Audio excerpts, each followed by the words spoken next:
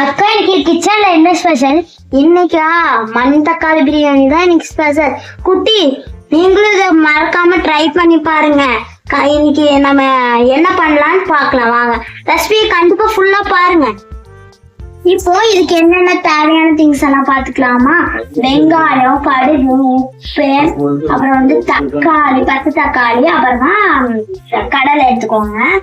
Next மண் தக்காளி பிரியாணினால மண்ணு தக்காளி ரொம்பவே முக்கியமானது.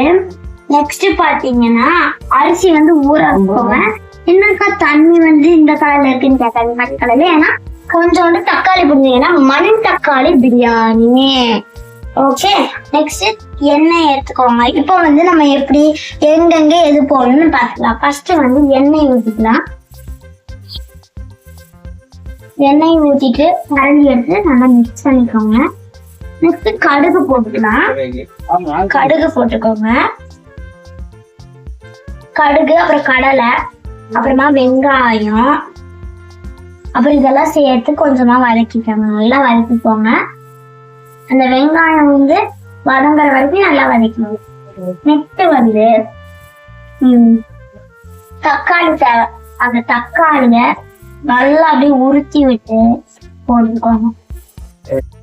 நெக்ஸ்ட் டொமேட்டோ சாஸ் கொஞ்சம், ஃப்ரூட்ஸ் சாஸ் கொஞ்சம். தக்காளி பிரியாணி செஞ்சா ஃப்ரூட்ஸ் பிரியாணி செய்யுங்க. தக்காளி பிரியாணி தான், ஆனா இருந்தாலும் இது கொஞ்சம் ஊத்திக்கோங்க. ஹாய் காய்ஸ், எங்க அக்கா வெளியூர் போயிட்டாங்க. விட்டுட்டு போனதை நான் சொல்றேன் காய்ஸ். ஃப்ரெண்ட்ஸ், கருவேப்பிலை, மல்லித்தழை கொதிச்சு வரும்போது போட்டுருங்க காய்ஸ். நல்லா மிக்ஸ் பண்ணிக்கோங்க. சுவையான மண் தக்காளி பிரியாணி ரெடி. குட்டீஸ்களே, நாங்க இவ்வளவு நேரம் உங்களுக்கு விளையாடுறதுக்காக செஞ்சோம். இல்லைன்னு சாப்பிடாதீங்க.